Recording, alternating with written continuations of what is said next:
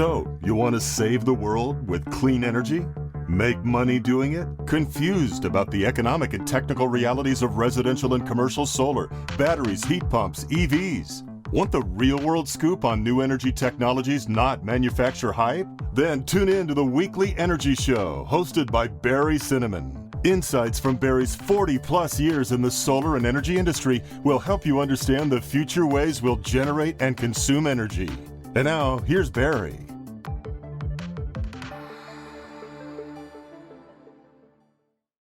Welcome to this week's Energy Show.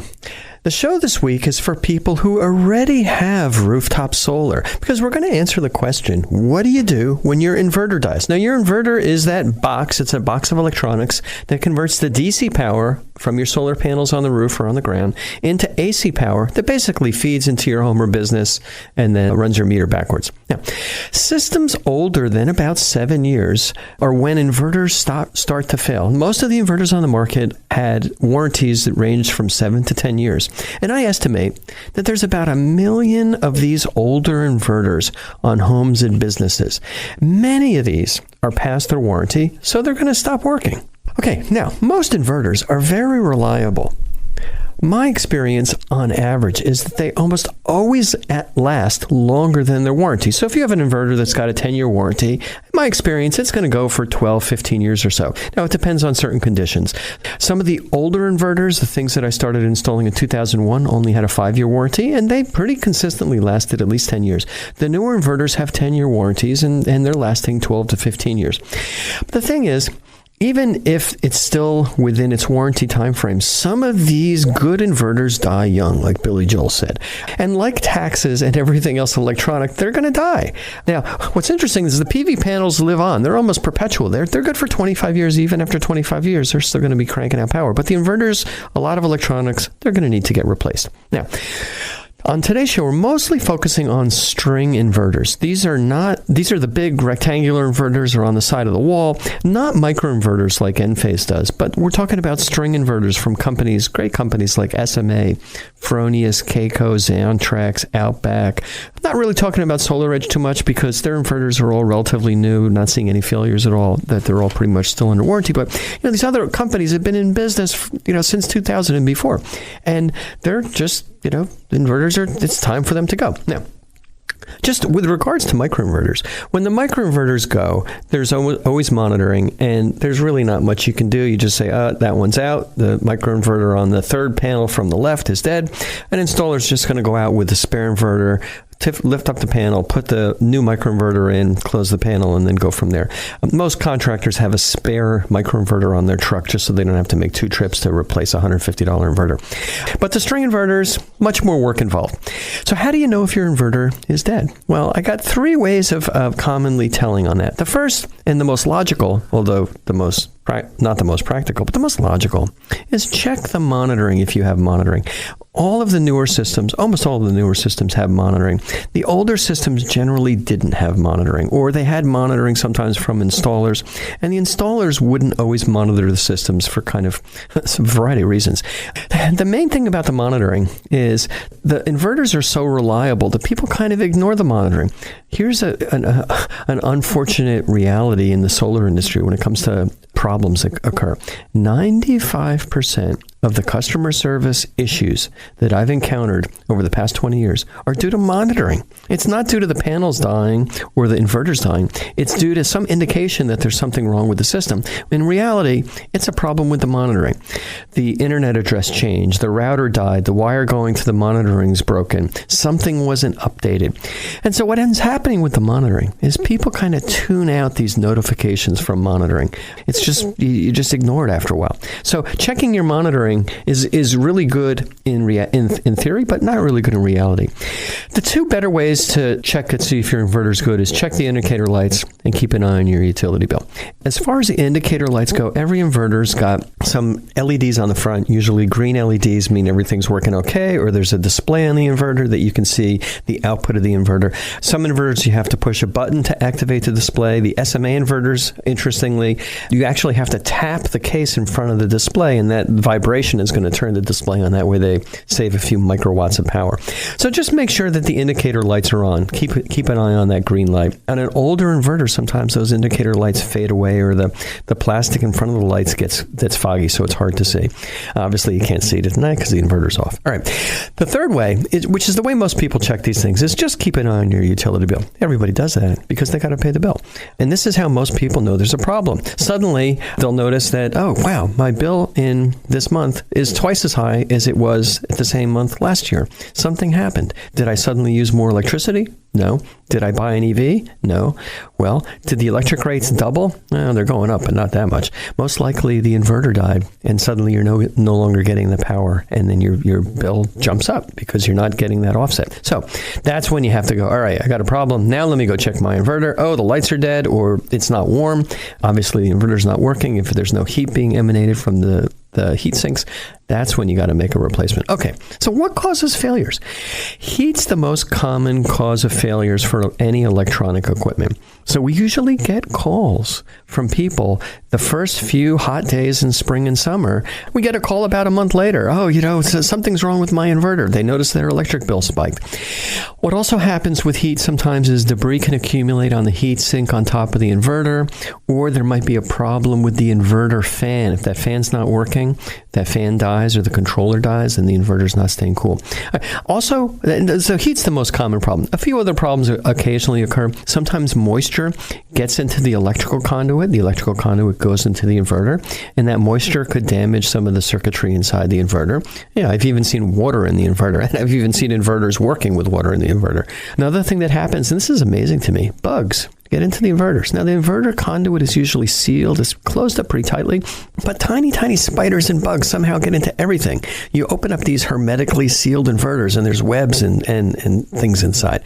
So those insects can get into moving parts like the fans and slow those down and damage them. And the third thing that could happen is that there's a wiring issue. The inverter is usually okay, but something might happen with water getting into conduit, or some wire getting shorted out, or there's a ground fault. We actually had a customer in Napa. It was a winery customer whose conduit was burned by the fires that they had in Napa a few months ago. Fortunately, the winery was totally okay. The inverter and the panels were okay. We just had to replace a segment of conduit that roasted.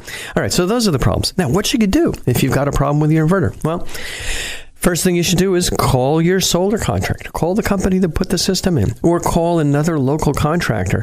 Most reputable installers, contractors who want to stay in business a long time, get a lot of referrals that's how they generate new business.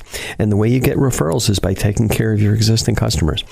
Most of the inverters that are under warranty have pretty good warranty coverage. So the manufacturer will pay your contractor to go out, check the thing out, and replace the equipment. Now, they don't pay the contractor a lot of money, and I find that it doesn't really pay for a highly qualified crew to go out there twice, but they kind of offset the cost, and the inverter company will also pay for the replacement. And now, if the system's out of warranty, if you have a 10-year, if you put in your system in, say, 2005, and the inverter had a 10-year warranty, 2018, not under warranty anymore, then the contractor should recommend a replacement and kind of help you through the process of figure that out. But unfortunately, many solar contractors are out of business. They're really no longer serving their territories, or they shrunk down their territories. They used to serve a much bigger area. They're smaller. That's actually the case with Cinnamon Energy Systems. We used to cover things nationally, but now we're just in the Silicon Valley area. No worry, because if the inverter's under warranty, the manufacturer will support it. And if your contractor's not around or not answering the call or went bankrupt, God forbid, do a web search to find a local company that's going to fix the problem. Do a search on inverter maintenance. Some companies really like to do this, like my company. Some companies don't like to do it because it kind of gets in the way of doing other work. Now, what will your contractor do? Well, if the system's monitored and the monitoring's working, the contractor is going to check the monitoring and see kind of how things are going. Often the monitoring's not working, or there's no monitoring. Contractor will talk to you on the phone and to try and attempt a diagnosis and kind of give you some instructions on how to look for the lights or the indicators. The contractor, what we usually do is ask the customer to send us some digital pictures, snap some pictures with your cell phone of the inverter, of the nameplate serial number on the inverter, so we can check with the manufacturer to see what the warranty status is. And then we'll send out a technician to diagnose the problem and call the inverter company to see what they recommend, whether it's repaired or completely replaced. Then when the replacement unit of the parts arrive, then a crew is going to go out and take care of it. If it's out of warranty, Usually what happens is the contractor is just going to recommend replacement with a brand new unit. Okay, now, what if it's clear that the inverter has failed? What are you going to do next? What's the process? Okay, as I mentioned, your contractor is going to come out to diagnose the problem. Usually, the contractor gets a pretty good sense of what's going on based on the age of the inverter. And, I can tell you in our experience, if it's a really old inverter, we have the pictures, we know there's no point in rolling a truck and spending extra money to go out and say, oh yeah, this 2002 inverter really is dead. We know. And so we're going to be able to kind of give you a quote for that. If it's clear that the inverter's dead, and if it's under warranty, we begin the replacement process. If it's out of the warranty period, then we have to kind of figure out exactly what to do, and I'll talk about that in a minute. Now, sometimes, we've got a lot of experience in inverters. You might have a flaky model of an inverter, and contractors kind of know which inverters are reliable and which ones are not. And so you may have an inverter with a 10-year warranty, and this happens to us pretty often. And there may be 9 years into the warranty. So, let's say you put the thing in 2008, and it's almost at the end of its life, and maybe it died. It's not worth it to try and fix it again for another 6 to 12 months because it's just going to break again. It's just going to be an extra expense. Because the contractors really want to do this efficiently and do this in one trip. But when we have to go out and diagnose it, there's one trip to diagnose. We got to roll a truck. It's a couple $100, and then another trip to repair and replacement. Okay. Now, let's talk about the ideal situation, well, sort of ideal, where you have an inverter, and it's under warranty, and it's a good inverter, and it's fairly straightforward to get fixed.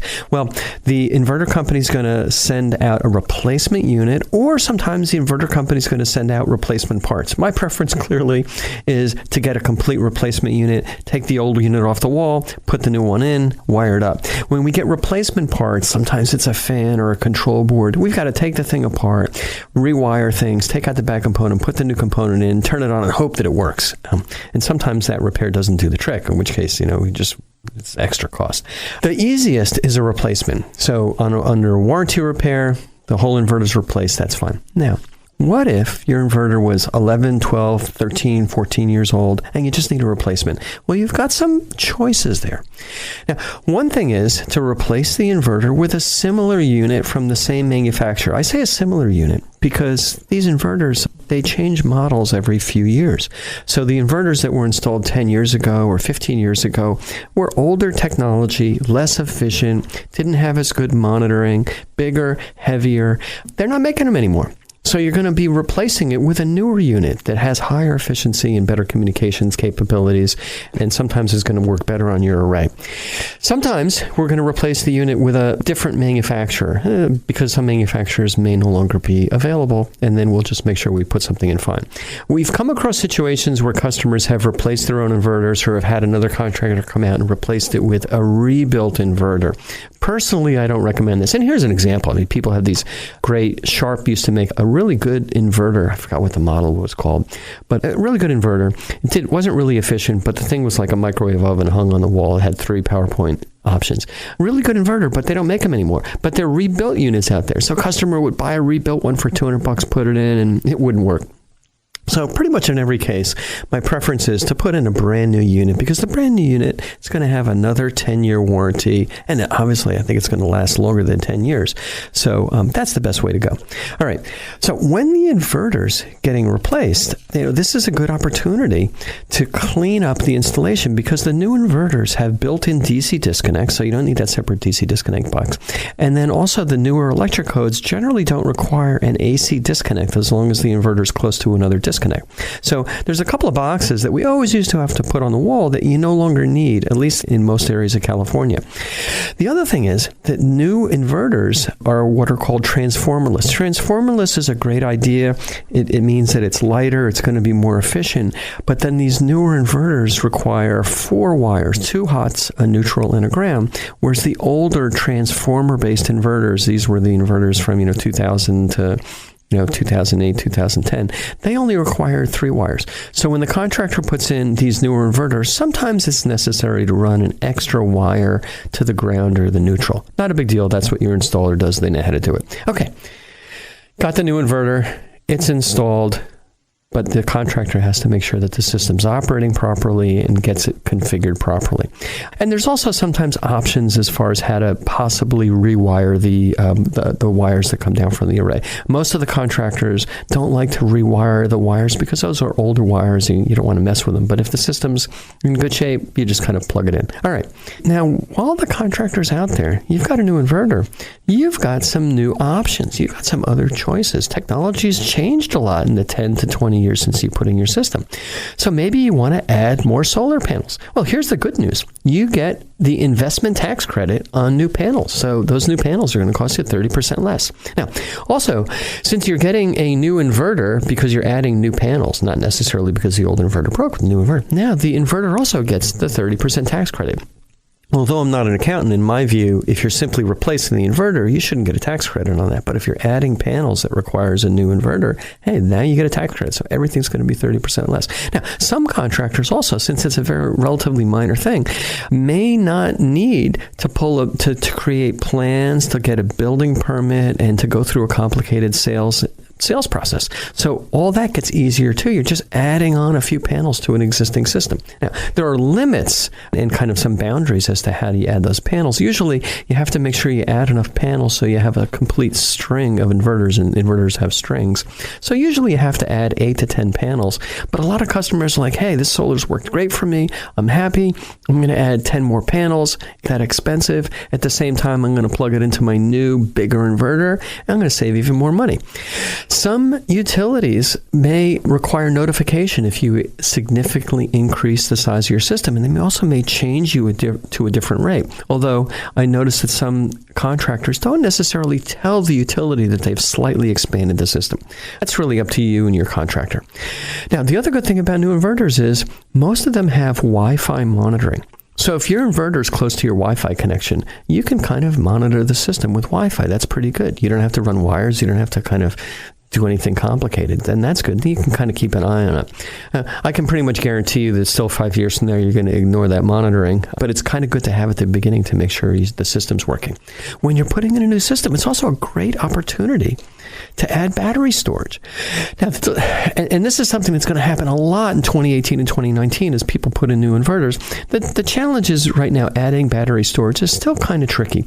There's not a lot of really good established, what I would call technologically mature inverter battery storage combinations that are going to be really economical. But more and more of these systems are going to come out in 2018. So, that's something to discuss with your contractor if they do have something that's really going to make sense at this time. All right. Another decision to make when you're putting in the inverter, and this is for customers that have multiple inverters. So let's say you have 3 inverters, but only one of them's bad. This happens pretty often. We've got 3 SMA 2500 inverters lined up. After 15 years, one of them died. Well, are you going to just replace one? Are you going to replace one with a small inverter? Or are you going to just put in one bigger inverter and replace them all at the same time? That's my advice. Is the best thing to do is then if one dies, put in one big inverter and then take out the other 2. Even though they're still working, I can guarantee you that one of those other inverters, possibly 2, are going to also die fairly quickly. And you're going to have to call out the contractor again and do a bunch of rewiring. So the best thing to do is discuss with your contractor the best approach to replace all the inverters at the same time. I mean, typical example, 3 Sunny Boy 2500 inverters, replace it with one new SMA 7.0 or 7.7 inverter. And that way, you're going to be good for another 10 years at least. You're going to have better communications capabilities, and you're not going to have to worry about calling the contractor out again in 6 months, a year, 2 years when another one of the inverters dies. Okay, now, while the contractor's out there, this is a really good time to have your contractor do a checkup of your system. Take a look at the rest of your system. Check for dangling wires. Sometimes there's zip ties that fell off. They kind of break down as a result of heat under the array. You might have dangling wires. You want to clean those up. There might be debris under the panels, and this happens if there's leaves or something else. And that debris is bad because water's going to back up, and you may have a problem in the future. There may be some squirrels or rats nesting under the panels. You want to get rid of those. This is a good time also for the contractor to check for possible leaks in the conduit and even, clean the panels. All right. So just for the inverter replacement, how much is it going to cost? Well, here's some ballpark numbers. These are kind of retail, but a new inverter costs about $1,500 to $2,000, including tax and freight. These things are heavy and there's sales tax. Okay. Now, depends on the size of the inverter and the manufacturer. You can probably get cheaper inverters and depends on where you get them from. And then you got to figure that the contractor is going to charge about $1,000 to really go out 2 trips, make sure everything's working, and take care of you. It's just something that you got to make sure the contractor's making a living doing this, because the ones that aren't doing this to make a living, they're going to be out of business. Okay, so conclusion. The rooftop solar, super reliable. The panels are going to last for 25 years, but the inverters are usually only guaranteed for 10 years or 12 years. So sometime during that 25-year life of your system, you're going to have to replace the inverter. It's going to cost you about $3,000. Now, it's best to get that replacement done fast. There's no benefit to wait, because while you're waiting, you're not generating electricity. If that system is typically cranking out $200 or $300 worth of power every month, the longer you wait, basically the cost is going to go up. So find a reputable contractor, find somebody that's been in business a long time, find somebody that has a crew that knows how to replace these things with a qualified technician, and you can get that replaced usually in a couple of weeks. Okay, that's all the time we have on this week's Energy Show. Thanks to all of our listeners for tuning in, and if you missed any of today's show, you can always go to our website at cinnamon.energy and listen to the podcasts. So, you want to save the world with clean energy? Make money doing it? Confused about the economic and technical realities of residential and commercial solar, batteries, heat pumps, EVs? Want the real-world scoop on new energy technologies, not manufacturer hype? Then tune in to the weekly Energy Show, hosted by Barry Cinnamon. Insights from Barry's 40-plus years in the solar and energy industry will help you understand the future ways we'll generate and consume energy. And now, here's Barry.